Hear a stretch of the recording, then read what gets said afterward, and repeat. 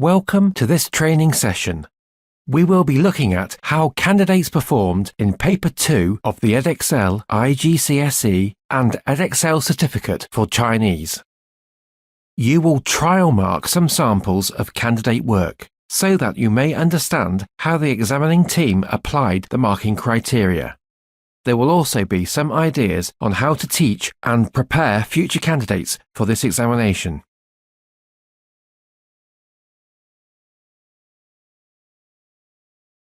You may find it useful to have to hand the specification, a copy of the 2015 examination paper, together with its mark scheme and the examiner's report.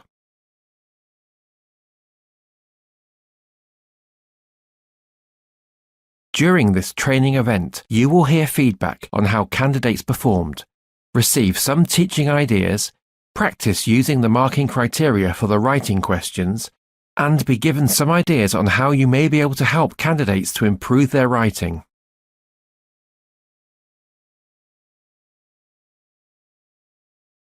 Let's start by looking at the structure of the paper. You may find it helpful to have a copy of the 2015 question paper open in front of you at this point. The paper is offered in both traditional and simplified character versions, and the candidate should choose one. Questions 1, 2, 3 Part A and 4 are reading questions.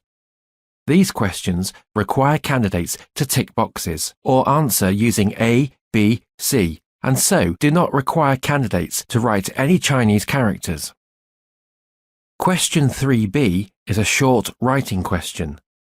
There is quite a lot of support for candidates in this question. Firstly, the guiding questions are given both in English and Chinese. And secondly, the theme of question 3B is related to question 3A. So, candidates can refer back to question 3A for vocabulary support. Question 5 is a longer passage for reading with comprehension questions in Chinese. Candidates must answer these questions in Chinese.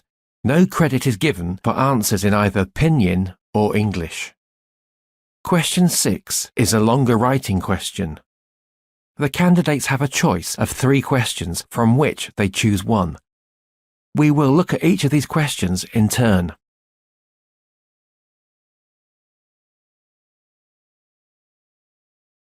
Most candidates who take this examination find the reading questions reasonably easy, and many candidates gain full marks.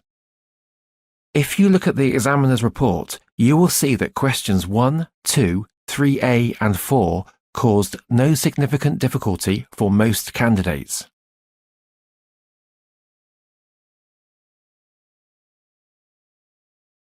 There are, of course, many different ways to teach candidates how to recognize and read Chinese characters. Obviously, the traditional use of physical worksheets and flashcards still works well. But if your candidates are interested in using their mobile phones or tablets to learn characters, you may be interested in taking a look at some of these websites, the addresses of which you can see on the screen. These can be used as websites or as apps. Do search first to see what other teachers have loaded before you spend a lot of time loading your own materials, as often for these examination syllabuses, someone has already loaded all the vocabulary candidates needed. There are, of course, other websites and apps available.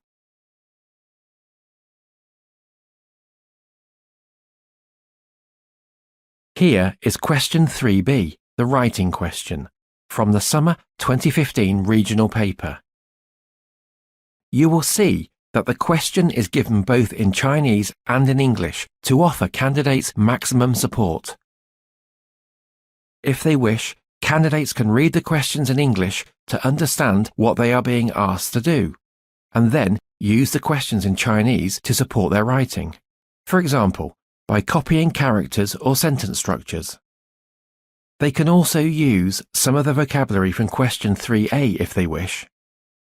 For example, in the reading passage for 3A, the words for Shanghai, boat, chopsticks, Chinese paintings were all used. So candidates could have copied these into their answers. In the next few slides, we are going to see some candidate responses and mark them. So, at this point, please find the marking criteria. You can find these either on pages 5 and 6 of the examiner's report or on page 12 of the specification.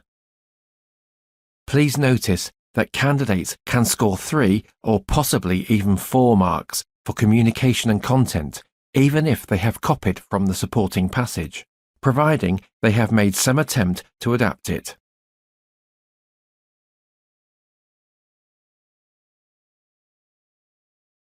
Here is the first piece of candidate work. Please mark it, referring to the marking criteria. You may like to pause the recording until you have finished marking.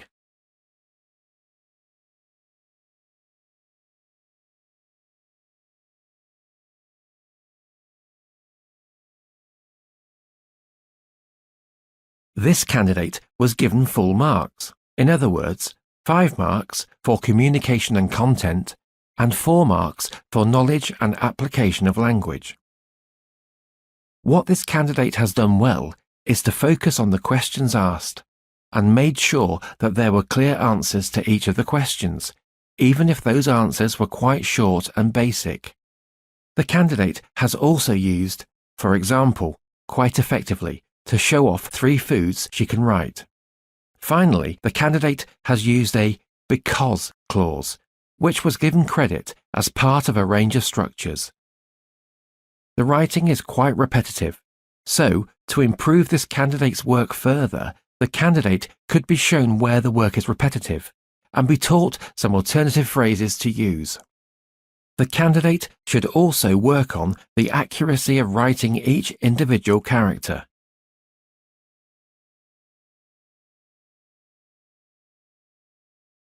Here is a second piece of candidate work. Please mark it, referring to the marking criteria. You may like to pause the recording until you have finished marking.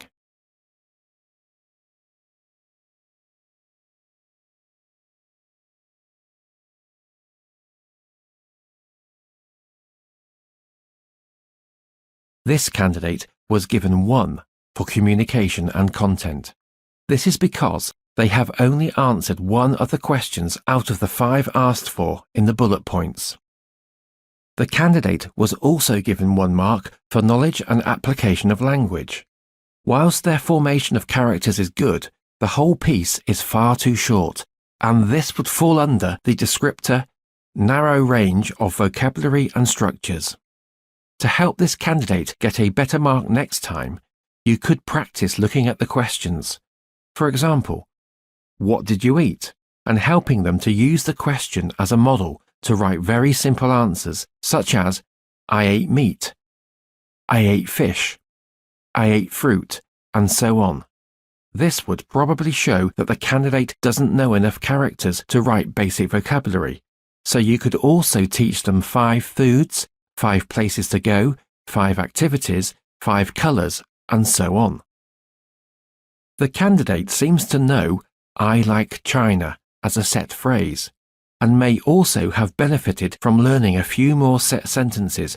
For example, I went with my friends, Chinese food is very tasty, and so on.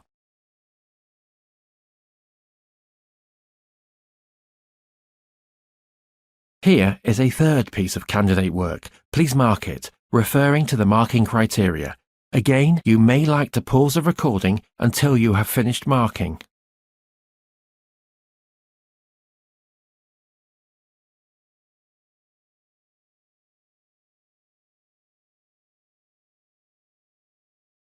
This candidate was given 2 for communication and content and 3 for knowledge and application of language. Unfortunately, although the candidate is trying to answer the bullet points and has tried really hard to write difficult characters, because there are errors in the basic sentence structure, it is sometimes difficult to understand what they are saying. This is why it would have been put into the mark band, only occasionally comprehensible. This candidate would be better off being taught to answer the question clearly and accurately, even if the language is very basic. Please also try to persuade the candidate that copying out lots of difficult characters doesn't lead to a high mark.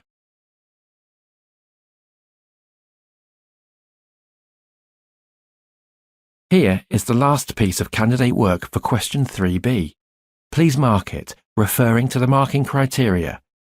You may like to pause the recording until you have finished marking.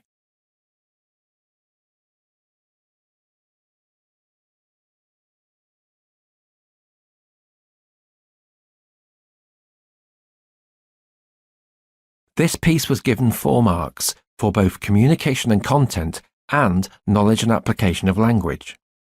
One very obvious mistake this candidate made was to miss out the answer to the why question on the bullet point about shopping. This accounts for the lost mark in the communication and content criterion. Often, even very able candidates lose marks on this criterion because they miss out answering one of the bullet points. So, it is always worth reminding them to double-check their work to make sure they haven't missed anything out. This candidate has clearly worked quite hard to memorize good chunks of language. For example, with my brothers and sisters and afterwards. Having a range of language like this memorized and available to drop into any piece of writing is a very good language learning technique.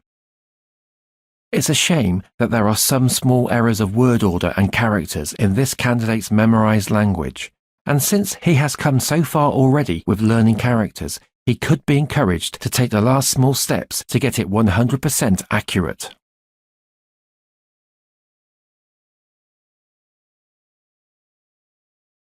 We're now going to look at question 5. This is a longer reading passage in which candidates have to answer the questions in Chinese. Please emphasize to candidates that they must write their answers in characters. Any answers in pinyin or in English will not be given marks. In preparing candidates for this question, do drill them on all the key question words. If they recognize the question word who in the question, at least they won't then be looking for a food item as an answer, and so on. It will also help candidates to know that the answers come in the order of the text, and that they don't need to answer in full sentences. They also need to watch out for 2-mark questions. If the question has 2 marks, they must write 2 different answers, otherwise they will only score 1 mark.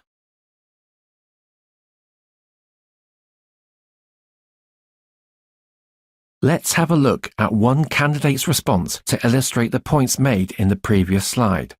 This is not the complete response by the candidate, but you can see that in both parts D and 1, the candidate has not understood the key question word. This candidate is also showing the typical tendency of slightly weaker candidates to match up characters in the questions with characters in the passage and then copy out that section from the passage in the hope that the answer is found there. The candidate needs to understand the question being asked and find the relevant information to answer the question, rather than copying out sections in the text in the hope that the answer is somewhere in there.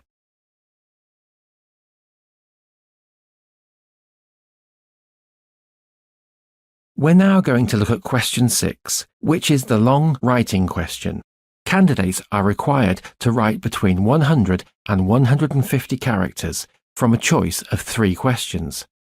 The questions are all written in Chinese with no English support, so it's crucial that candidates spend sufficient time reading the questions to make sure that they understand the bullet points and choose a question that they fully understand. The bullet points are generally arranged so that if candidates write a short paragraph on each point, they should have a reasonably well-structured piece of the correct length. We're now going to look at some student samples again, so you will need to find the marking criteria. You will be able to find this on either page 8 of the mark scheme or on page 13 of the specification.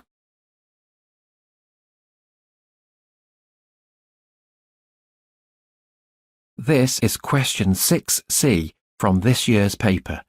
It was popular with candidates as it is on the familiar topic of food, and the last bullet point gives them the opportunity to write about activities, both of which candidates will have practiced in class and feel comfortable with. Notice how this question gives them plenty of opportunity to use material they may have practiced in class. For example, the question, What do you like eating gives them the opportunity not only to show off their food vocabulary, but also write a sentence including a because clause. Similarly, they could use some pre-learnt material about describing their house in answering the bullet point about where they eat their lunch, and so on. Candidates who are aiming to get top marks should make sure that they respond fully to the last bullet point, which asks for their opinion.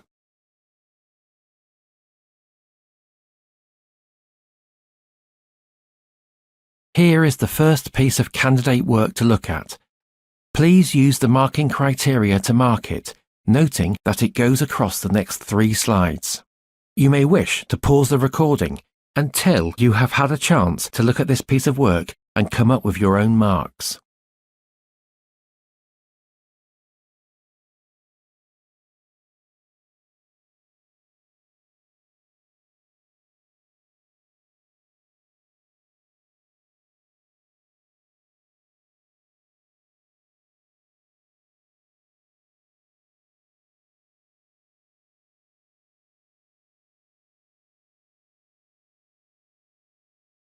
You will see that this candidate has been awarded 5 marks for communication and content, 2 marks for knowledge and application of language, and 3 marks for accuracy.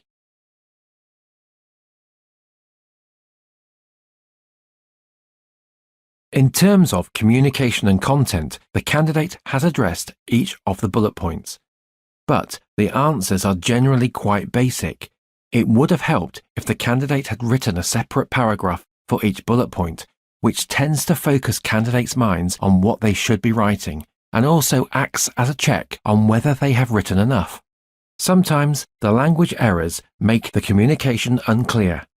This is partly because the candidate is trying to write in quite long sentences and loses the grammatical thread between the beginning and the end of the sentence.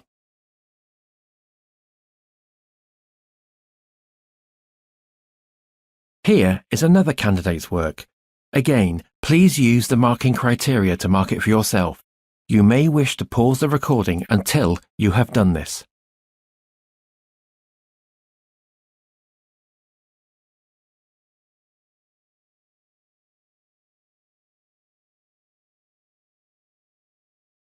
You will immediately see that this candidate has not written the minimum 100 characters required for this task. This piece was given 2 for communication and content, 2 for knowledge and application of language, and 2 for accuracy.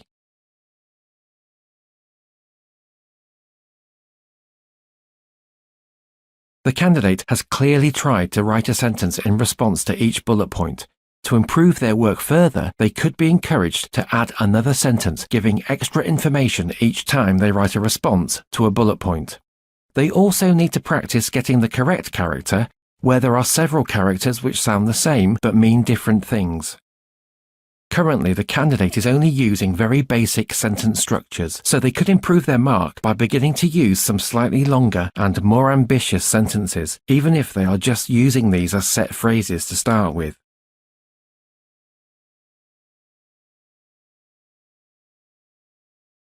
Here is the final piece of candidate work we are going to look at today. Again, please note the marking criteria to mark it for yourself, noting that once again it spreads over 3 slides. You may wish to pause the recording until you have done this.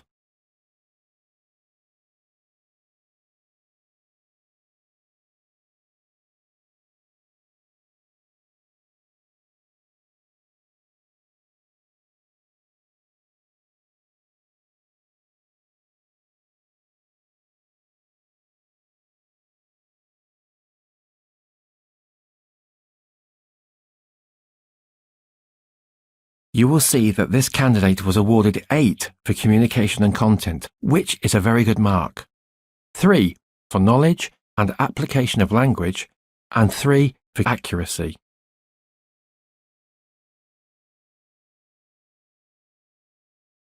What this candidate has done really well is to not only address each bullet point, but to make sure that each one is expanded by adding 2 or 3 extra sentences.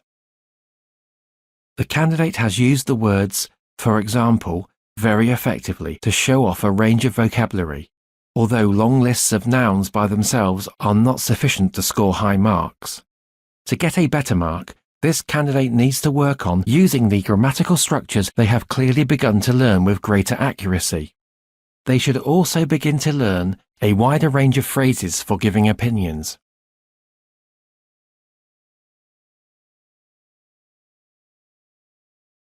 We are approaching the end of our training session today, but please take a look at the screen, which will guide you to further sources of information about this specification and statistics for the 2015 examination. I am sure you are aware that Edexcel's website, www.edexcel.com, has a huge range of very useful information to support your teaching of this specification. Please remember, too, that Edexcel offers an Ask the Expert service, which again you can find through the website.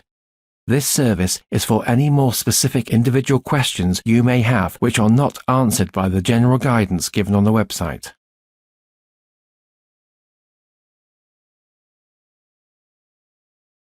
Thank you very much for participating in this training today. We are constantly seeking to improve the training we offer, so please spare a couple of minutes to fill in the feedback form which you will receive in an email link. Thank you and goodbye.